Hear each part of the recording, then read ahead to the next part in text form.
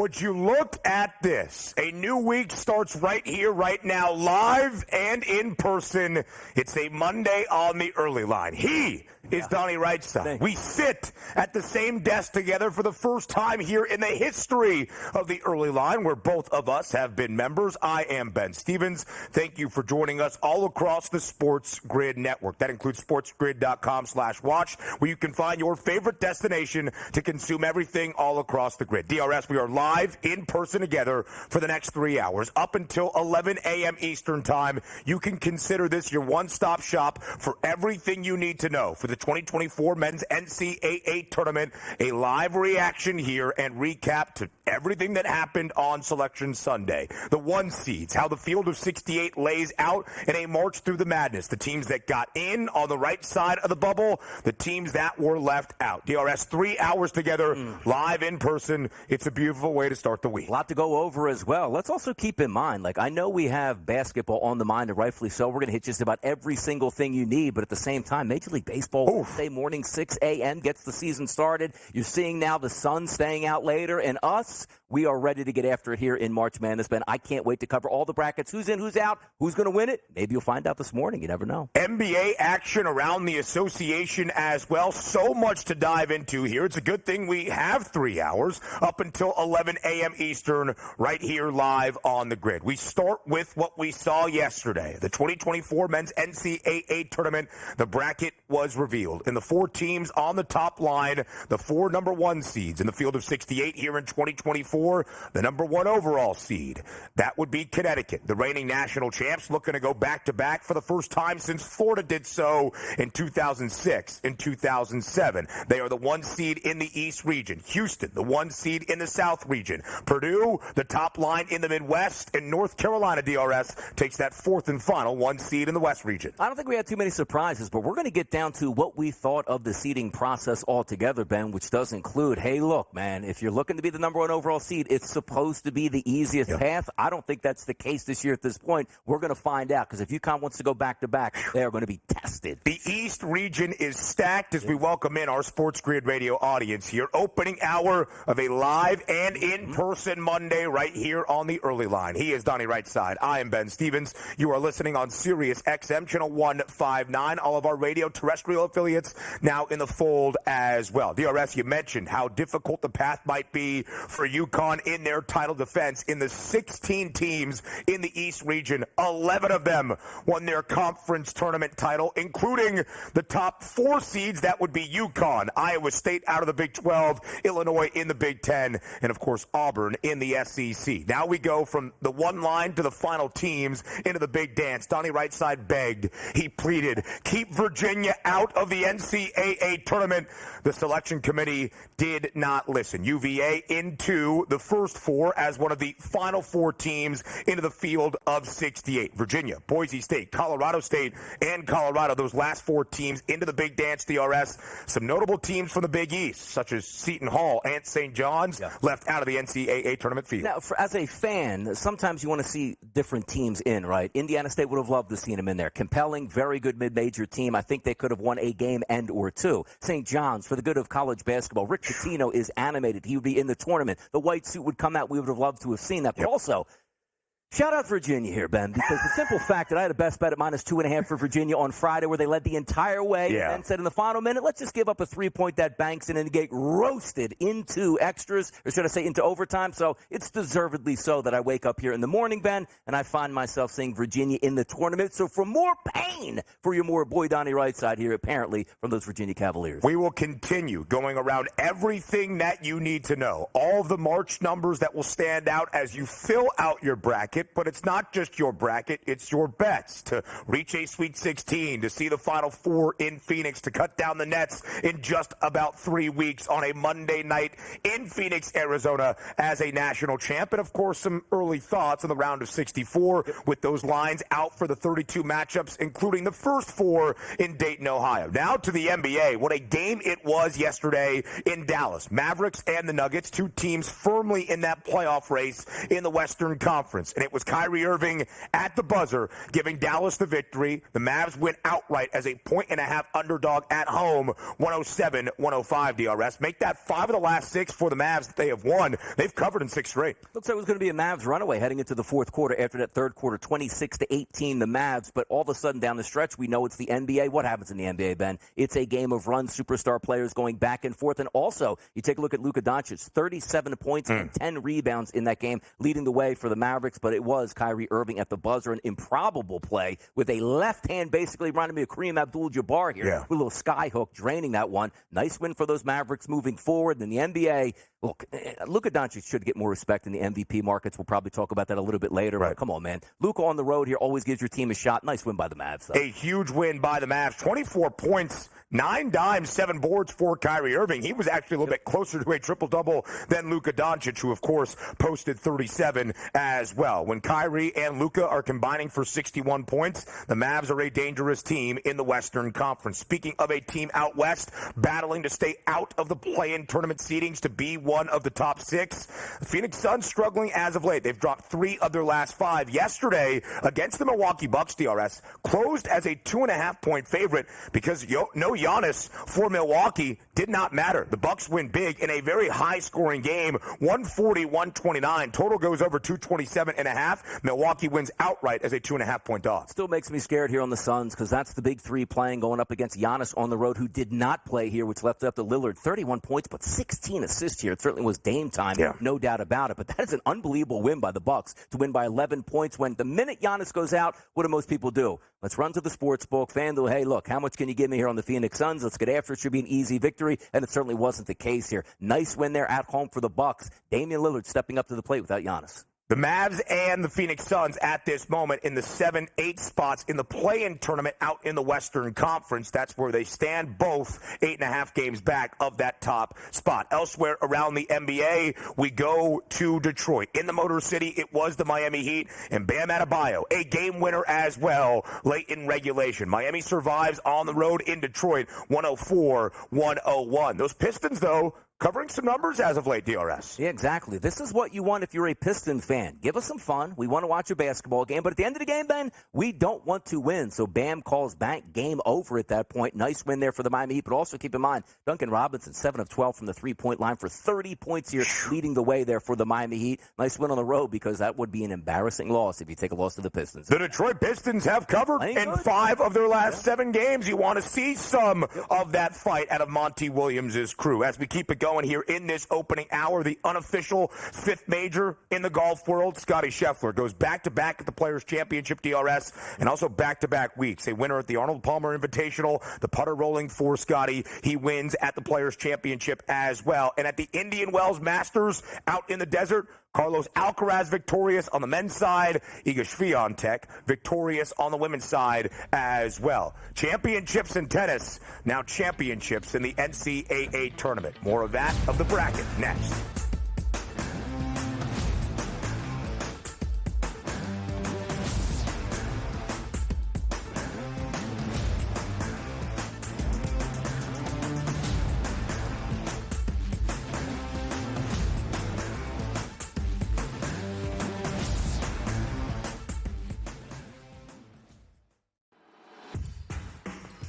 SportsGrid's going to have you covered for this NCAA tournament. That's the movie that we know. When it's win or go home, they love to go home. Tennessee's now in my phony club. They should all get together and drink green tea. Furman's going to have it. That is a team I'm betting on right now. We are feeling this. You are feeling this at home. The excitement and the atmosphere. Only on SportsGrid.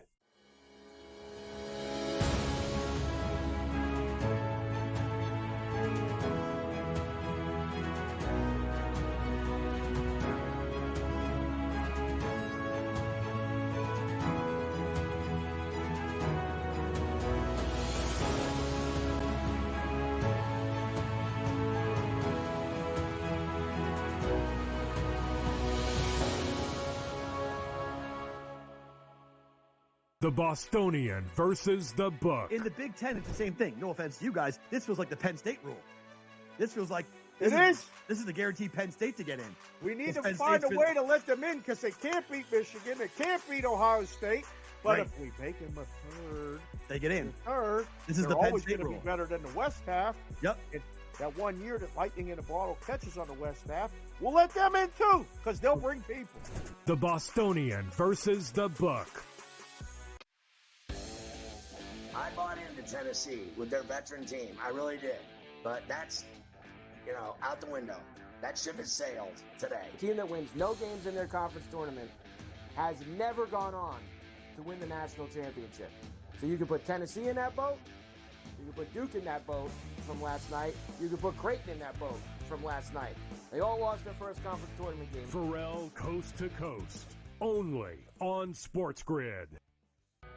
SportsGrid, your 24/7 sports wagering network. Pro League Soccer, powered by Marca. I would be willing to bet the under 2.5 goals. Fantasy sports today. Especially in head-to-head formats in fantasy, I think I'm going to go with Juan Soto. Game time decisions. People don't like it. I don't really care. I cannot believe anybody is betting the Clippers at this number. Betting above the All rim. I've heard you say on the network is you're either winning or you're rebuilding. In-game live all access. Nobody has been more profitable as a dog than Shaka Smart teams. Winning back-to-back road games. I don't care if they're playing Topeka High. I wouldn't give them any chance whatsoever. In-game live. Prime time. Back-to-back just utterly stinker quarters. In-game live. Overtime. Honestly, as you sit here and listen, watch right now, you may want to consider placing that bet. It's smarter to be on SportsGrid.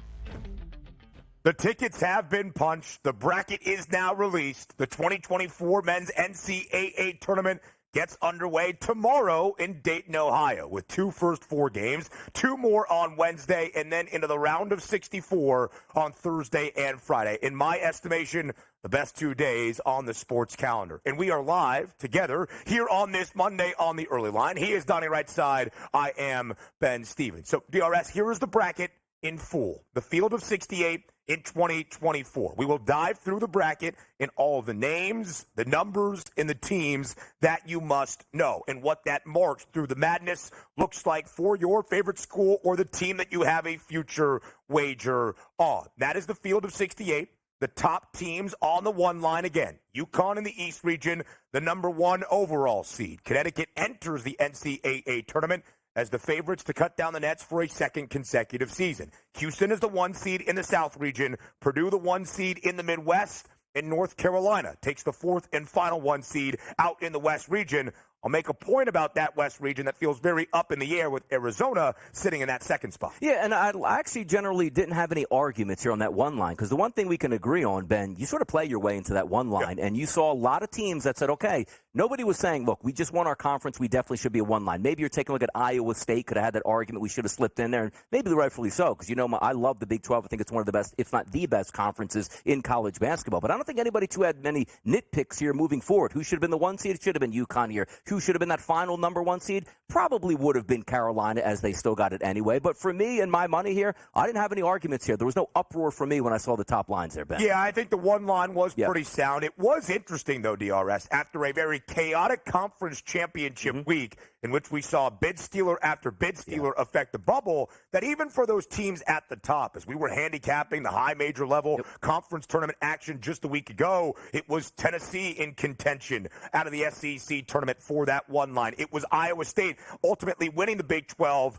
And the NCAA Tournament Selection Committee pretty much told us what happened during conference tournament week, outside of those automatic berths being taken away from some of the at-large teams firmly on the bubble, it did not really matter. Iowa State, not even the top 2 seed in the tournament. They're in the East region with UConn. Now we look at the bids by conference. 8 for the Big 12, highly regarded, DRS, as the best conference around the country in college basketball this year, but also 8 for the SEC. Teams like Tennessee, Auburn, Kentucky, Alabama, Florida, with some pace featured in the NCAA tournament. 6 for the Big Ten and 6 for the Mountain West. Now, let's go to the Mountain West to begin, because 2 of those 6 teams playing in the first 4 in Dayton, Ohio, Boise State and Colorado State, and the selection committee, Donnie, told us the reason that both of those teams out of the Mountain West are playing here, they didn't really look at the Mountain West as a conference as a whole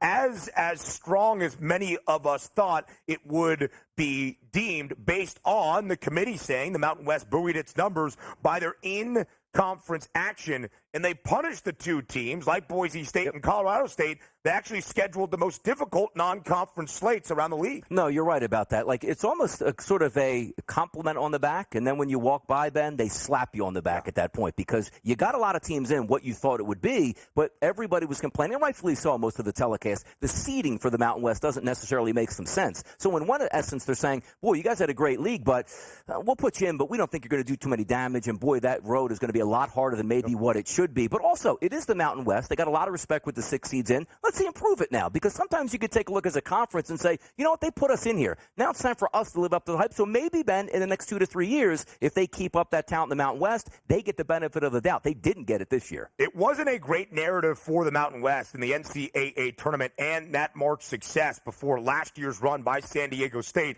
all the way to the national championship game, ultimately falling short against UConn. SDSU in that East region, the top half of that portion of the bracket, alongside UConn, and the 8th seed, that's Florida Atlantic. 3 of the 4 teams in the Final Four from a season ago, all in the same portion of the bracket out in the East region. Now we look at where the bubble stands around the NCAA tournament, because the last 4 teams in, as we alluded to, Boise State, Colorado State, Colorado, and Virginia. Colorado, a 2.5-point favorite against Boise State for that first 4 game in Dayton.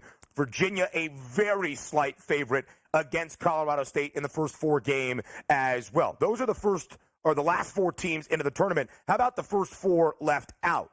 Oklahoma left out of the NCAA tournament. Seton Hall, Indiana State, and Pittsburgh. Those were the 4 teams kept outside of the field of 68. Of those 4 that you see on your screen, Donnie, which one do you think had the best case that maybe got the biggest snub? You know, and actually not even on there, to be honest, probably would be St. John's, but I do think it's Indiana, because something to be said about being, and forget the net rankings and what everybody says, just look at the eye test at that point. Look at how many wins they had, and you know it's a game of sometimes you got to win your regular season and then also your conference championship, and also, Ben, stack along 30 wins here to get into the tournament. The one thing we have to understand is the tournament is not built on, let's put the best 68 teams 1 through 68 in the field. The charming part about it is there's so many other conferences that are going to get that automatic bid, and rightfully so. That's what we love about the conference championships, because you can punch a ticket and be roughly a 500 team and still get the same stuff through. But if I'm just looking at those teams here, like, I don't mind, but if we're saying like guys that left out, like Virginia maybe, but the one good thing as well as we talk about it in college football, Ben, we argue because it's like the top 4, the top 6, the top 8, whatever it might be. You leave out 9 or 10, they might have a legitimate chance to win a championship. Look, we're not leaving out teams that we saw in the bubble. Like Indiana State, how could you do that? They were supposed to make a run. They were favorites to win the championship, and they didn't get in. That's not the case here. But for fandom, I think they left out a couple teams that we would have loved to have been in there. I mean, Indiana State, Robbie Avila, of course, who was known as Kareem Abdul-Jabbar. I believe the Sycamores should be into the NCAA tournament. They were one of the first 4 teams on the outside of the bubble. Entering yesterday, DRS, the net rankings that the NCAA produced as their metric that would be the holy grail for deciding the field of 68 of an NCAA tournament, those were introduced for the first time back in 2018. Yesterday, entering the selection committee on Selection Sunday, the highest net ranking to be left outside of the field ever was back in 2019. It was Wake Forest, and it was 33rd in the net rankings. We had 2 teams slot inside of that, with Indiana State at 29th in the net and St. John's at 32nd in the net, be left outside of the NCAA tournament field. Now, many bracketologists, we had Mike DeCourcy on our Bracket Central Selection Sunday special last night. He got 67 of the 68 teams correct into the NCAA tournament. The only one that he had in that was left out was Oklahoma in favor of Virginia. His biggest issue, DRS, was the seeding discrepancies and how weird the seed surprises were BYU, an underseeded 6th seed. You had a New Mexico team that the committee claimed only got into the big dance because they won the Mountain West Conference. But after they won the Mountain West Conference, 22nd in the net, they were an 11 seed, the same as Duquesne, who finished as the 6th best team in the A-10, but made a magical run in Brooklyn over the past week. Some of those seed surprises really stood out for everybody evaluating the bracket yesterday and how the committee made those determinations. And it's also the argument that we put forward a lot because we don't know where the committee's head is most of the time. And they don't have a week-to-week show like we see in the college football, year, which, again, I don't like that show one bit, but at least it gives you some clarity on what they might be thinking. And then all of a sudden, you put them in the same room for, let's just say, Saturday and Sunday. I don't think they're able to evaluate exactly how big some of those wins and losses are on the fly, which is why you see so many question marks. And also, just to bring up the top of the show, it used to be like play as hard as you can, win as many games as you can, schedule as much as you can. Yeah. And then you see the coaches at the end go, well, I don't know why we scheduled so much. We should have just played easier teams, and our net ranking's way higher than this. We're not getting in. So you're always going to have those question marks. So just play the best basketball you can and hope and pray on Sunday that you get a pretty good seed out of it. The net rankings might need to be fixed because there have been many issues this year that when you look at conferences who scheduled weaker in the non-conference to build up their net rankings so that by the time you reach league play, your numbers always look good. Is there a benefit for a hard non-conference schedule? The committee might tell you yes, as Iowa State wasn't even consideration for the one line because their non-conference strength of schedule ranks in the 330s out of 362 Division I men's college basketball teams. Now to the odds. The chase for a national championship is on. We preview it next.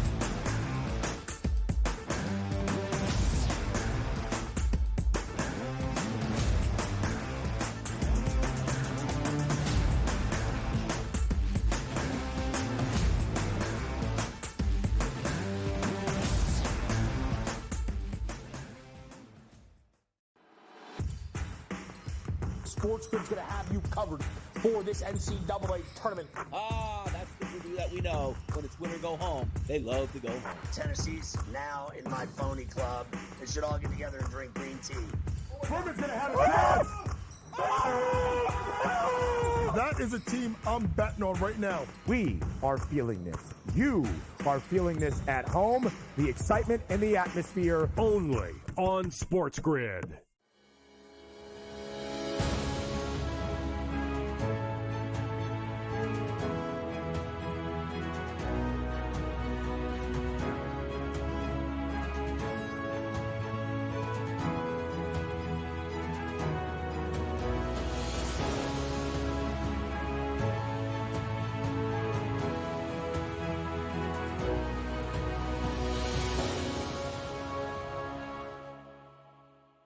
The Bostonian versus the Book. In the Big Ten, it's the same thing. No offense to you guys. This feels like the Penn State rule.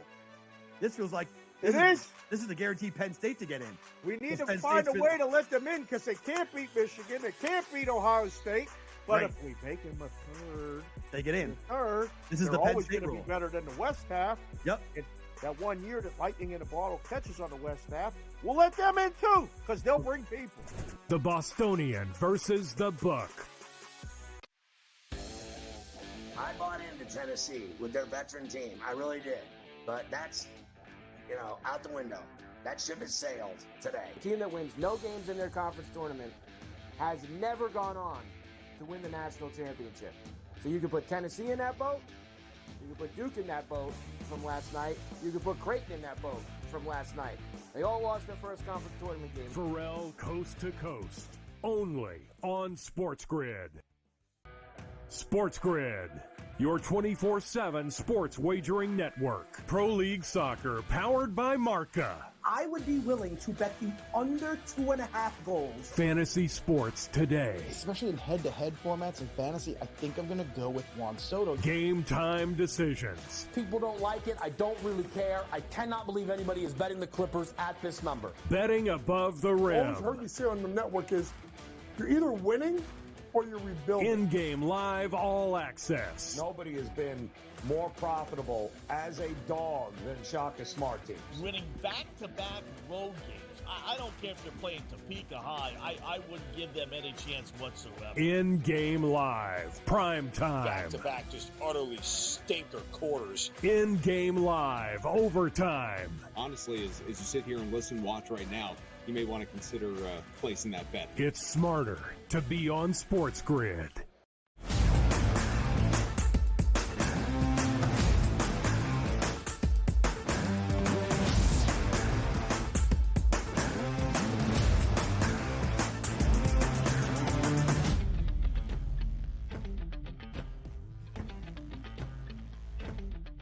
We are live in person together to start off a new week on a Monday on the early line. He is Donnie right side. I am Ben Stevens. And not just any ordinary Monday out of the blue. The Monday following what I consider a national holiday, Selection Sunday, when the 2024 NCAA Tournament bracket is unveiled. So we talked about those teams atop the market on the one line. Connecticut, Houston, Purdue, and North Carolina. Now we correlated to where the odds market stacks up here on the day following the release of the bracket. UConn will enter the 2024 NCAA Tournament DRS as the favorites to cut down the nets for a second consecutive year. Again, we have not seen a repeat national champion since Florida in 2006 and 07. 4-1 number on the Huskies. It's fluctuated a little bit from that plus 400 price over the last 48 hours, the shortest number we have seen all year. Houston, the second overall one seed in the tournament,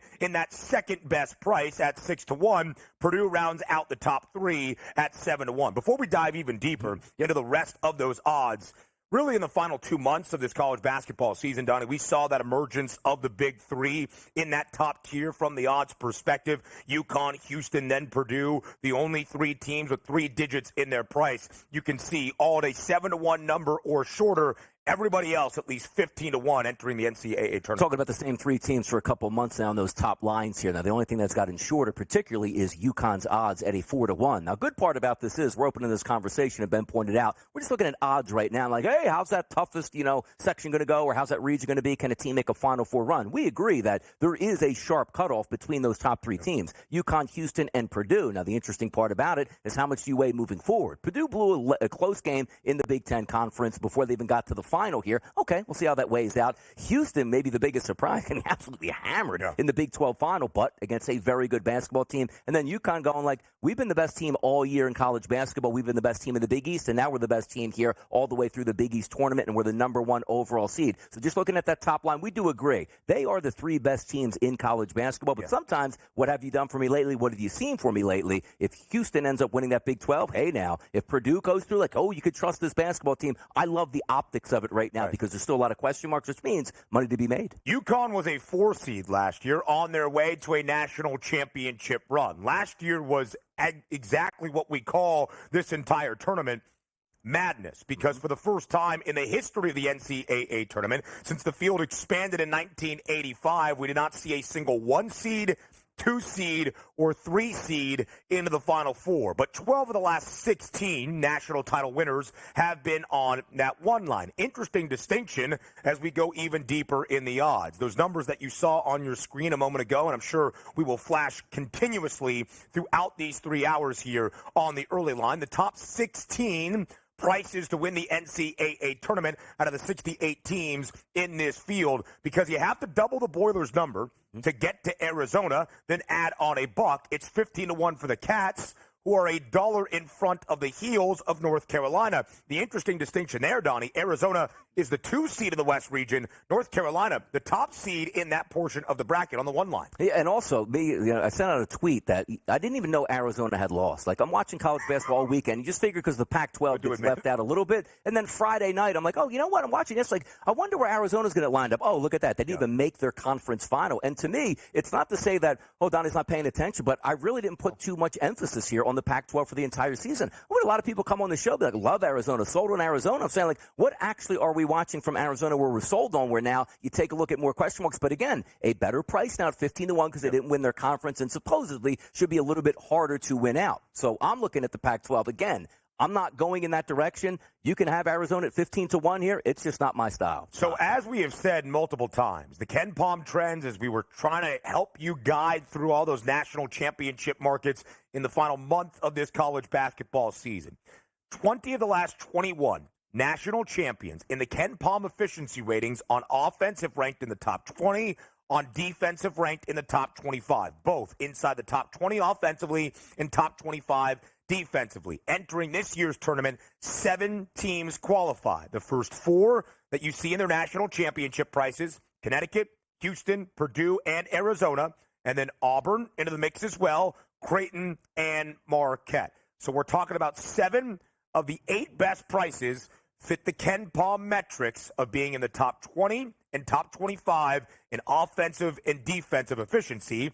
respectively. As we continue to group things together, 4 of the 11 best prices are the top 4 seeds in the East region. If Connecticut is going to go back-to-back and make history in the Big Dance, it is not going to be an easy walk through the madness for Dan Hurley's Huskies, because in the East region, Connecticut is the 1 seed. Iowa State is the 2 seed. Illinois is the 3 seed, and the 4 seed is Auburn. That is a gauntlet of a region in this NCAA tournament. And also keep in mind, like, we take a look at the NBA and try to equate sports, right? Do we think right now, I said, Donnie, I'm going to give you one team that you think is the best in college basketball. Forget about the tournament coming up. I'd say give me UConn all day and night. They have everything you need, including a championship pedigree from running the table last year. But the wonderful part here about March Madness, Ben, 6 straight wins is what you need. It's not best of 3. You tell me right now that Eastern bracket is best of 3. Give me UConn. I'm not even. It's like, it's great plays, it's great players, it's great happenings, but UConn's going to be able to win this. But the fact that UConn now has, as we said, Auburn as a top 4 seed. You take a look at Illinois and also Iowa State. It's almost like this is a mini tournament in itself where you say, if you win this bracket, you should be the favorite to actually cut down the nets because of how tough it's been going forward. And that's how hard it is. And you keep bringing it up. Florida, the last time we saw 15 to 20 years ago going back-to-back. That's why it's so hard. You need 6 straight wins, not 6 straight series wins at this point. It is one night where you might be slightly off, and a point could be all of the difference. UConn starts with Stetson. They're a 26.5-point favorite in their round of 64 game. And UConn is the favorite to emerge out of the East region, a plus 110 number. Iowa State down as the 2 seed in the bottom portion of the East region, second best price at 4-1. So from the East region to the West region we go. Again, there was maybe a thought that a team like Iowa State would claim that 4th and final spot on the 1 line. Instead, it goes to the regular season champs in the ACC, who came up just short to NC State in the ACC tournament title game, North Carolina. But they are not the favorites, Donnie, to win the West. That would be Arizona, to win the West region and to get back to Phoenix to appear in a Final Four. And granted, as I tell you that the Pac-12 is buried to me, I look up and I check the brackets. I'm like, hey, man, if you're looking at teams that are buried, Arizona has a very good bracket here in the West to try to succeed. I also have told you multiple times, the ACC was a 2-team race for me. Now, granted, the 3rd team in North Carolina, should I say the 4th team in North Carolina, NC State ends up winning that championship here and punches their ticket through. But now I look at North Carolina and go, well, they got a pretty good seed here to move forward, a team that I did not want to trust moving forward. But if we're looking in that bracket, for once, we always get angry. Like, man, they do Gonzaga wrong. They do St. Mary's wrong. There's no trust in that WCC. There is no excuses now. If St. Mary's wants to go on a run, they can go on a run, because this also breeds off of me, Ben. I don't trust North Carolina, which directly in their path, if St. Mary's can go up against a team like Alabama, slow down that tempo, play a little bit of defense, force Alabama into a game they don't want to play and win that, they line up right next to North Carolina, and I can't wait to watch it play out. Maybe a St. Mary's run here, boys.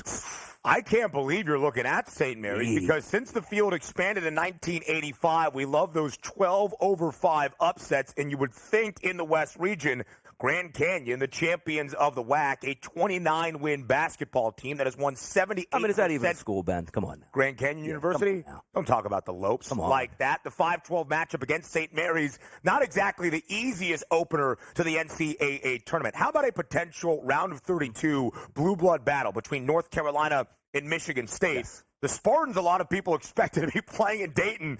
They were on the 9 line. Michigan State has made the NCAA tournament now 26 consecutive seasons, all under Tom Izzo. Arizona at the bottom of the bracket will go up against Long Beach State, who I'm sure you guys saw throughout the weekend, fired their head coach Dan Munson after a 17-year run at the helm of the program before the Big West tournament got underway. But then LBSU just decided to go on a run, win the Big West, and get into the NCAA Tournament. Now we move over to the Midwest region. It will be defined this season, that is, for Purdue by how they get out of the Midwest. Can they reach the Final Four for the first time since 1980? 43 years, now make it 44 years and counting. The Boilermakers, the 1 seed in the Midwest, the 2 seed in this region is Tennessee. Purdue is favored to get out of the region, but only about $1 difference, DRS, between the Boilers and the Volunteers. Here's the part with Purdue that's interesting, because we saw them get knocked off in the Big Ten championship, but we also told you, Ben and myself, we trust them in the tournament. But trust doesn't mean you're making a run to the Final Four or winning it here. It just means, like, you know what? They're going to win their first round game and their second, as they should. Once you get into the Sweet 16, you can get knocked off by anybody at that point. But if I'm looking at their path here, which usually would have had, hey, Donnie, 2 months ago,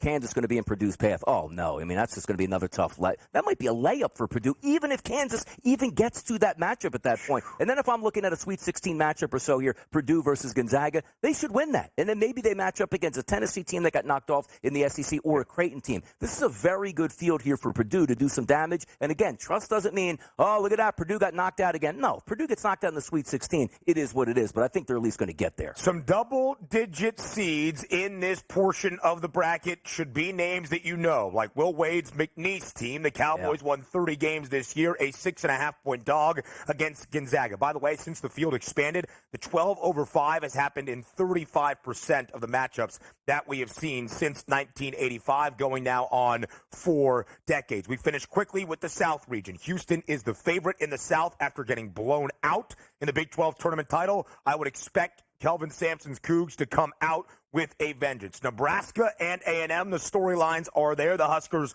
looking for their first ever NCAA tournament victory in program history. Duke on a slide, Wisconsin and James Madison. Kentucky will keep the pace. And as we focus on the 2 seed in the South, DRS, the health of Tyler Kolek, the point guard for the Golden Eagles, will be paramount. We'll continue on the early line up next.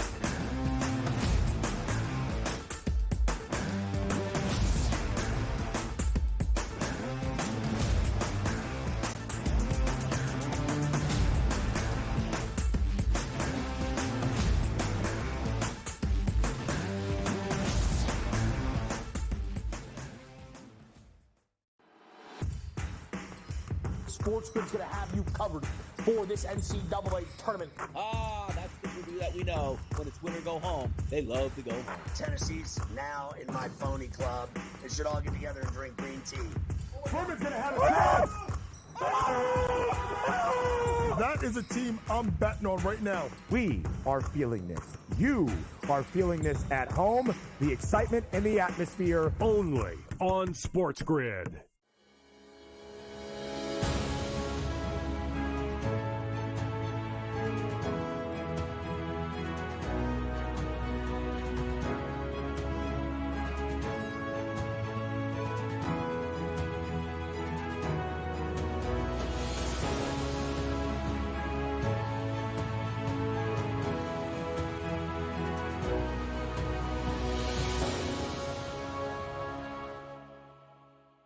The Bostonian versus the Book. In the Big Ten, it's the same thing. No offense to you guys. This feels like the Penn State rule. This feels like this is a guaranteed Penn State to get in. We need to find a way to let them in because they can't beat Michigan. They can't beat Ohio State. But if we make them a third, they get in. This is the Penn State rule. Be better than the West half. Yep. That 1 year that Lightning in a Bottle catches on the West half, we'll let them in too because they'll bring people. The Bostonian versus the Book. I bought into Tennessee with their veteran team. I really did. But that's, out the window. That ship has sailed today. A team that wins no games in their conference tournament has never gone on to win the national championship. So you can put Tennessee in that boat. You can put Duke in that boat from last night. You can put Creighton in that boat from last night. They all lost their first conference tournament game. Pharrell Coast to Coast. Only on SportsGrid. SportsGrid, your 24/7 sports wagering network. Pro League Soccer, powered by Marca. I would be willing to bet the under 2.5 goals. Fantasy sports today. Especially in head-to-head formats in fantasy, I think I'm going to go with Juan Soto. Game time decisions. People don't like it. I don't really care. I cannot believe anybody is betting the Clippers at this number. Betting above the rim. All I've heard you say on the network is you're either winning or you're rebuilding. In-game live, all access. Nobody has been more profitable as a dog than Shaka Smart teams. Winning back-to-back road games.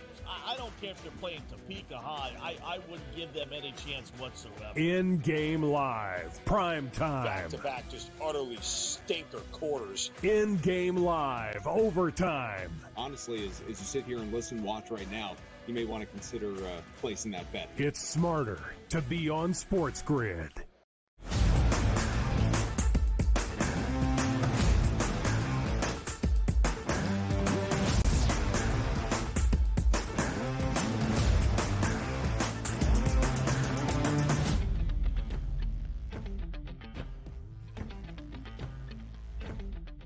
You want basketball in this opening hour of a Monday Live right here on the early line? You got hoops, not just the NCAA Tournament in 2024. We'll continue to look at both brackets, the men's and the women's, throughout these 3 hours up until 11 a.m. Eastern time on the early line, but also around the association in the NBA. About 15 games left. That's it for all 30 clubs around the association, firmly in this home stretch in the regular season with the playoffs on the horizon. A marquee matchup on a Sunday in Dallas. The Mavericks taking on the Nuggets, and it was Kyrie Irving at the buzzer, the winner for Dallas. The Mavs, now DRS, have won 5 of their last 6 games, 107-105 last night against the Nuggets. The Mavs were actually booked as a very short home underdog, a point and a half. They went outright against Denver. How about this, too? Take a look at the box score. Only 42% from the field here as a team for Dallas. You take a look at the three-point line, 9 of 35. You take a look at the free throw line, 66%. It's all right. That might be good enough to beat Charlotte, Ben, right? And then you take a look at, oh, no, they just beat the reigning champions in the Denver Nuggets. Impressive all the way through, even at the end of the basketball game, which here's what I love about the NBA. Jamal Murray has a wide-open look from 15 feet and misses it. Rebound goes, timeout at 2.7 seconds on the clock, which I get a chuckle out of here. And I was ready to fire off a tweet because the broadcasters, Ben, were saying, man, you can't go that fast. I'm like, so you're telling me a shot with 3 seconds to go for an NBA All-Pro here to make a 15-foot shot to take the lead. You're not going to take it. You're going to run it down and take like a step-back 3 from 38 feet but go to overtime. And before I could hit send, Kyrie Irving happened. Takes the basketball, 1 or 2 dribbles, unbelievable shot. I'm like, yeah, you know what? I can rescind that because there's better days to send that away. It was an amazing performance by the Dallas Mavericks on their home court. And it's one of those snapshots, Ben, we look at and say, how good can the Mavericks be? We know they have top-level talent, but not seemingly enough to put it together with the bench play that you're going to need to succeed a deep run in the Western Conference. Good win nonetheless, but also the Denver Nuggets is a short price, closing at -1.5.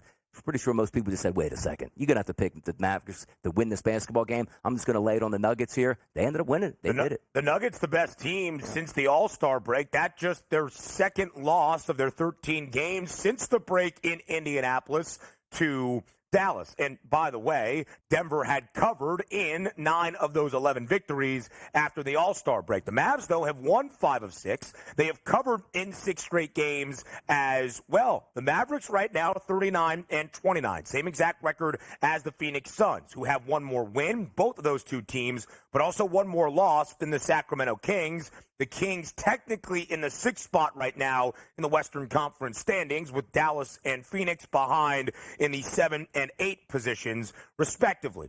Denver entered the game tied for the top spot in the Western Conference. Now that is Oklahoma City. But still, Denver, a team that is going to be there at the end. Will Dallas do the same? 37 points from Luka Doncic, 9 rebounds, 3 dimes to lead the Mavericks yesterday. Despite the buzzer beater from Kyrie Irving, he's also scored 24 points.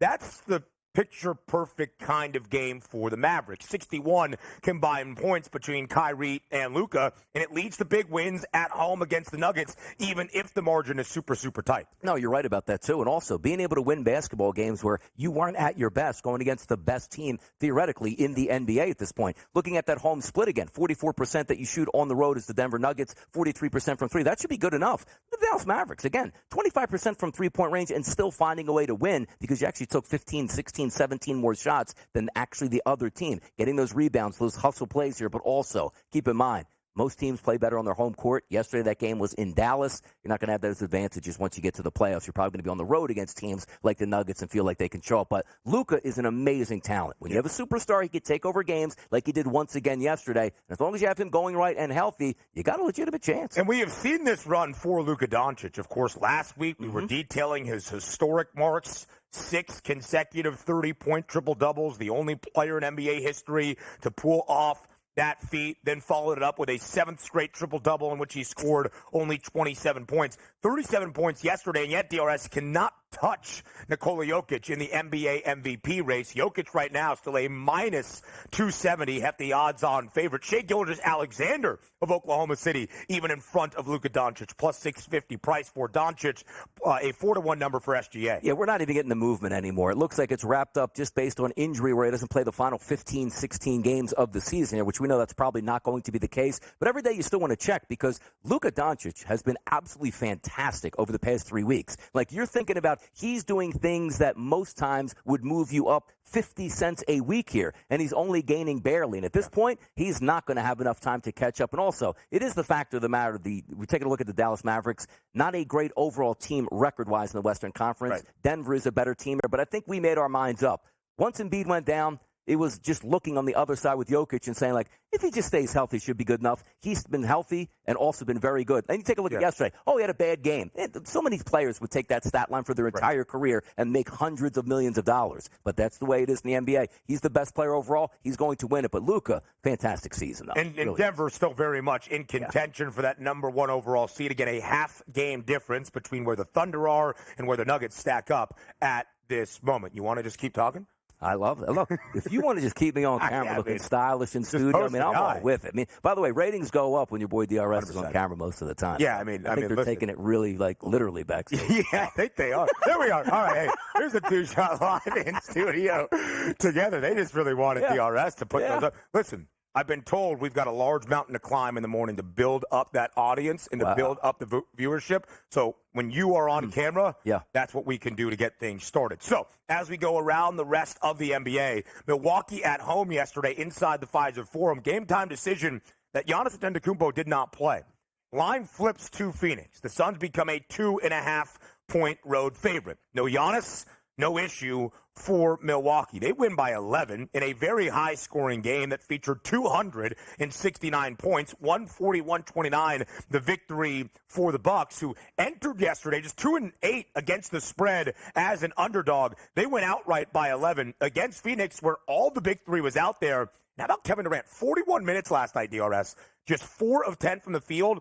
Only 11 points for the easy money sniper. Like most handicappers would look at that game and go, this should be a free meal here for the Phoenix Suns. They're healthy, and obviously the Milwaukee Bucks are not. But also at the same time, we're all human beings, and psychology comes into play. You're saying, all right, let's gear up. We got a big game going up against Giannis today. Oh, by the way, he's out today? Yeah, let's take this one easy. Yeah. Now, this wasn't also a slow burn either. It was like, hey, you know what? Phoenix played well to start the game, just couldn't hold on in the fourth quarter on the road, which sometimes happens here. Look at the second quarter, 43-24. That's even at Phoenix, 43-24, and it was the home team, Milwaukee Bucks. You look at a team that got punched in the mouth right away, that was the Suns. This is what's so disappointing because I know most of us look at the Suns and go, and myself as well. Yeah. If they can play 15 games together with the big three and look decent, they're going to be one of the favorites here for me to bet on in the Western Conference to get the NBA Finals and possibly take on a team like the Bucks and or the Celtics. But these are the games that I look at that and go, this shouldn't happen here. You want to lose by 1 point or just not have a good game here? I get it. You can't get your doors blown off in the first half of the game without Giannis, Ben. It can't happen. Phoenix has had those 2 spots, DRS, in the last few days. They were on the road in Boston against the Celtics. Line was 5.5, 6.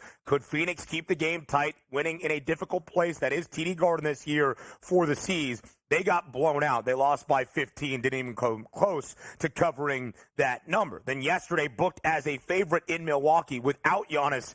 They don't cover, they don't even win outright. There are 3 teams in the NBA covering in less than 40% of their games. Charlotte and Atlanta, okay, 2 teams well under 500, even if the Hawks are going to be in the Eastern Conference play-in tournament.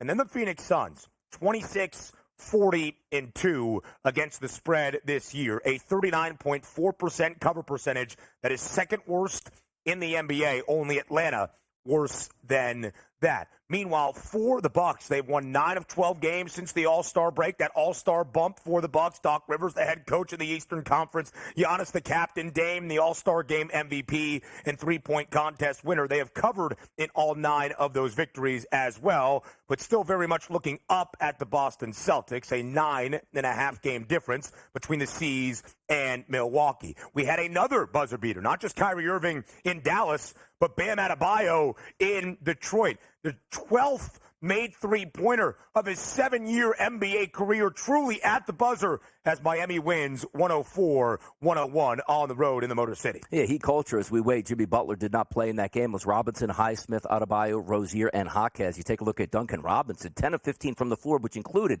7 of 12 from three-point range and 30 total points. We say it at this time of year. You don't need style points, because if you're the Miami Heat, you're playing for that seed line. Whether you beat the Pistons by 1 point or 30 points doesn't matter to them. Now, some people betting and handicapping on the Miami Heat probably want to win them by more, and the same thing to be said about the Detroit Pistons playing good basketball despite being 12-55 overall in the season. The Heat will take it any way they can get it, even if it is a Bam bank shot to end the game. And when you look at Detroit, again, a team that is covering numbers in a better way, lost both of their games against Miami in the last 4 days, but they did win 3 of 4 previous, and Detroit is covered in 5 of 7, also under in 13 of 16 games. Yesterday's total of 214 does stay under the mark. Bam Adebayo, again, his 12th three-pointer in his 7-year NBA career, wins it at the buzzer for Miami. Elsewhere in the Eastern Conference, the Wizards, not a good basketball team. NC State has won more games in Washington, D.C. than the Wizards. NC State won 5 in the ACC tournament. The Wizards back at home yesterday have only won 4 all year long. Boston, the best team in the NBA, putting that on display once again. 26-point win margin yesterday, 130-104. Yeah, you take a look at the starting lineup. No Brown in that lineup, but Tatum comes up here with 30 points, and also looking at Hauser, 30 points here, which included 10 of 13 from the three-point line. My goodness here. And also, when looking for blowout performances, sometimes you just got to look at that Peyton Pritchard line. 35 minutes, 15 shots attempted here, 13 assists, and 14 points here coming off the bench. I'll tell you right now, like the Boston Celtics, we know are good. And you just brought up here a point with the Milwaukee Bucks playing good basketball. Like, ooh, let me look at the stats. And you're right. It goes from 8.5 last time I checked to 9.5 here. The Boston Celtics just running away with everything. But again, we're going to find out come playoff time. Is that a good or a bad thing? I'd say right now, getting rest of your superstars and being healthy is probably more important than, hey, we got to play the last 4 games for the top overall seed. But we'll let that one play out. But again, the Celtics just running away with teams without even their starting lineup intact. 67 games for Boston. I don't really know how you can make up a 9.5 game margin with 15 games left. Boston is a win or 2 away from clinching the number 1 overall seed in the Eastern Conference, and they covered as a 14.5-point favorite. Boston was on an 11-game win streak on either side of the All-Star break. They covered in their final 6 games of that 11-game win streak. Now they've started a new win streak. They've won 5 in a row. They've covered in all 5 victories. 14.5-point dog even on the road yesterday, and they cover that number. Next up, we go to Los Angeles, where I talked about how porous the Hawks have been covering a number. How about winning outright by 17 in Los Angeles, 110-93 against the Clippers, who have been a very mediocre team, DRS, since the All-Star break. No, they certainly have. And also, you're waiting for them to get it going with their big 3, but more importantly, trying to stay healthy. But shout out to FanDuel Sportsbook yesterday, BWSY. They had a great odds boost in this game. 20 points out of DeJounte Murray, 20 points out of Paul George, cashes a ticket. DeJounte gets 21, Paul George well into the 20s, woke up a winner this morning. And also, how about those Atlanta Hawks covering? But also, I believe this is the 3rd lowest point total they've allowed to their opponent on the season. Yeah. Good time for that. And it stayed under a total of 221. Yeah. Los Angeles has dropped 4 of 5. They are just 6-8 since the All-Star break. They have not covered in any of those 8 losses since the break as well. Yesterday, a 9.5-point home favorite in Los Angeles against the Atlanta Hawks, who are the worst covered team in the NBA. Screw a spread. No. They just won outright by 17. Now we go back to the madness that is the NCAA Tournament, the women's bracket. On the other side of the break, live right here on the early line.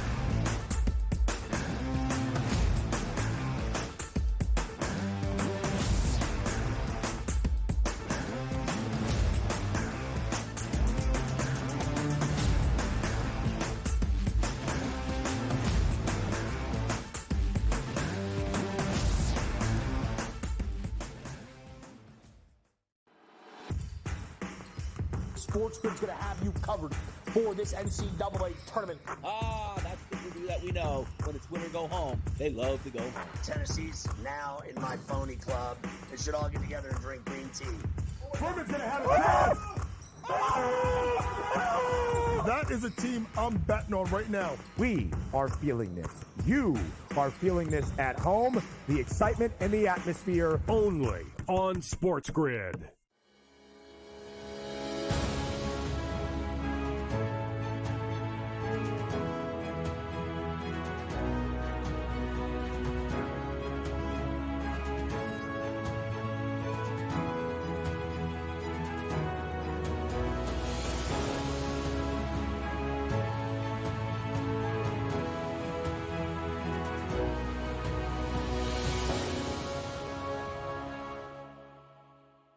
The Bostonian versus the Book. In the Big Ten, it's the same thing. No offense to you guys. This feels like the Penn State rule.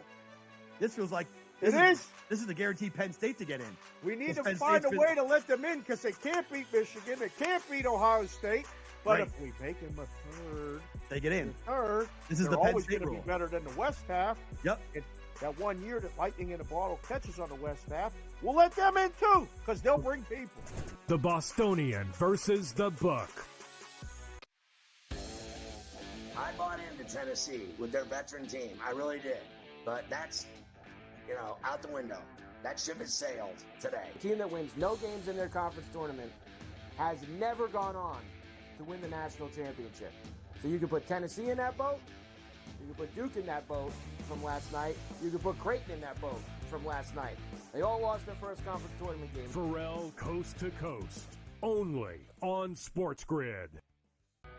SportsGrid, your 24/7 sports wagering network. Pro League Soccer, powered by Marca. I would be willing to bet the under 2.5 goals. Fantasy sports today. Especially in head-to-head formats in fantasy, I think I'm going to go with Juan Soto. Game time decisions. People don't like it. I don't really care. I cannot believe anybody is betting the Clippers at this number. Betting above the All rim. I've heard you say on the network is you're either winning or you're rebuilding. In-game live all access. Nobody has been more profitable as a dog than Shaka Smart teams. Winning back-to-back road games. I don't care if you're playing Topeka High. I wouldn't give them any chance whatsoever. In-game live. Prime time. Back-to-back just utterly stinker quarters. In-game live. Overtime. Honestly, as you sit here and watch right now, you may want to consider placing that bet. It's smarter to be on SportsGrid.